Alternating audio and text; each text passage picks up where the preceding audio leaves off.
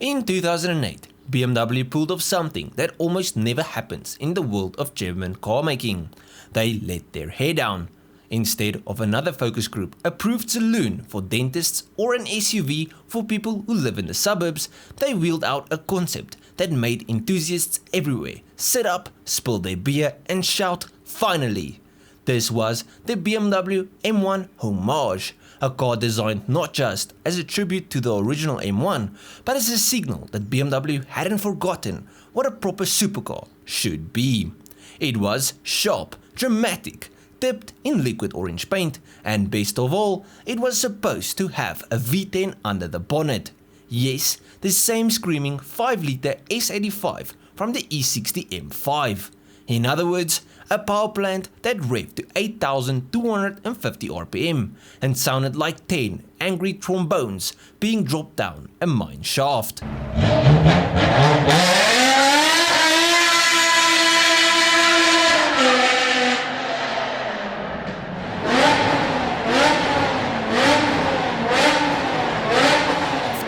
For a brief, tantalizing moment, BMW actually had a supercar again. And then, like all things that bring joy, accountants and politicians got involved. But to understand why the homage mattered, you have to go back to the original BMW M1 of the late 1970s. Built in partnership with Lamborghini, the M1 was BMW's one and only attempt at a mid-engine supercar.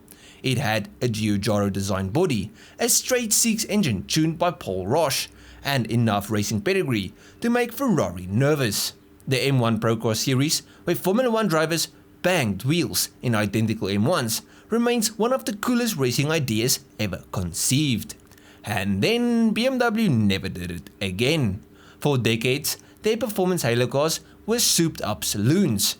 And don't get me wrong, the E39 M5 is a masterpiece, but it isn't a poster car. No kid ever blue-tacked a picture of a 5 Series to their bedroom wall. The M1 was different. It was a genuine, wedge-shaped bedroom poster supercar. By 2008, 30 years had passed, and BMW decided it was time to remind everyone of what they were capable of when they weren't too busy building X5s for hedge fund managers.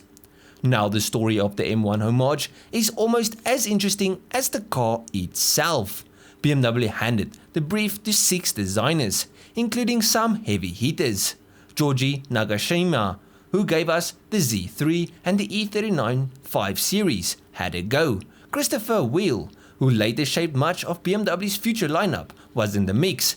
Anders Warming, another future BMW design boss, threw in some sketches too. But it was Benoit Jacob who nailed it. Jacob, who would go on to create the futuristic i3 and i8 sketches, sketched something that felt like a perfect fusion of past and future. A car that honored the original M1 while still looking like it could bully a Lamborghini Gallardo out of a parking space.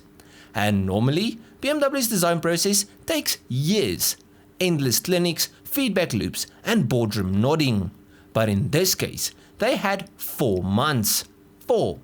From concept sketches in February to a fully built running car ready for its debut at Villa d'Este in May. To put that into perspective, most German engineers need 4 months just to agree on what color a bolt should be anodized.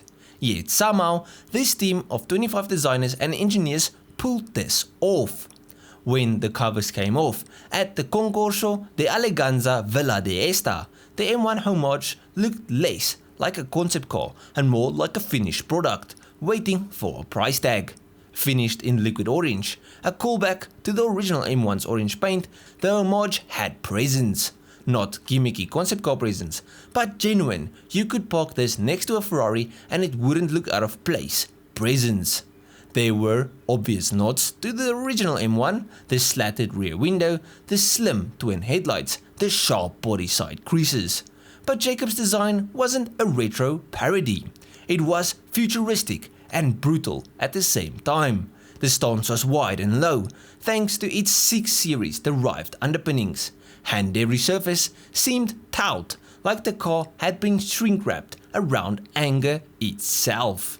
For BMW fans, Used to the brand's obsession with flame surfacing, iDrive and slightly confused grills, the Homage was a revelation. Here was BMW showing that they could build a proper supercar if they wanted to. And underneath all that liquid orange sexiness lurked BMW's best engine of the modern era, the S85 5-litre V10, developed for the E60 M5 and the E63 M6. This naturally aspirated masterpiece made 500 horsepower, revved to stratospheric levels, and sounded like a F1 engine from the days before turbochargers ruined everything. Dropping that engine into a mid-engine supercar would have given the M1 Homage something BMW hadn't had in decades, a proper halo car to rival Ferrari, Lamborghini and Porsche. Imagine it, a German V10 supercar, not from Audi, but from BMW. With that engine screaming behind your head, a 6-speed manual to keep you honest, and styling that could have been sketched by Giugiaro himself. This wasn't just a design exercise, it was a car that could have been built. And had BMW greenlit it, the M1 Homage would have become the poster car of the late 2000s, in my opinion. So, why didn't it happen? Well, reality struck. 2008 wasn't just the 30th anniversary of the M1, it was also the year the global economy collapsed. Banks were failing, oil prices were soaring, and politicians in Germany were wagging their fingers at car makers about fuel consumption. A big, thirsty V10 supercar wasn't just a tough sell, it was a public relations nightmare. BMW, ever cautious, decided not to gamble. Instead of putting the Homage into production, they turned their attention to something more politically correct, the i8, a hybrid 3-cylinder sports car that looked futuristic but sounded like a blender. The i8 was clever, innovative and efficient, all things that make Greenpeace smile, but leave petrolheads crying into their hands. The timing couldn't have been worse. Had BMW launched the M1 Homage in say 2005, when the economy was booming and people were still buying Hummers, it might have been a different story. But instead, it was consigned to history as one of the greatest what-ifs in automotive history. Even though the Homage never made it to production though, it wasn't entirely wasted. Its liquid orange paint became Valencia Orange, the signature color of the 1 Series M Coupe. Its design language influenced future BMW concepts and most directly the i8. If you look closely, the proportions of the i8 are essentially a watered down M1 Homage with a plug-in hybrid powertrain. But let's be honest, nobody ever lay awake at night fantasizing about a 3-cylinder hybrid. The Homage could have been a Ferrari F430 rival. Instead, we got a car that sounded like a lawnmower with indigestion. But at the end of this video, please let me know what you guys think of the BMW M1 Homage, its story, and if you guys enjoyed this video, please leave a like and subscribe to the channel. Now if you guys did like this video, you must probably enjoy most of my other stuff, so just go through my channel, see if someone else would like, I'll check you guys in the next one. Cheers, eh?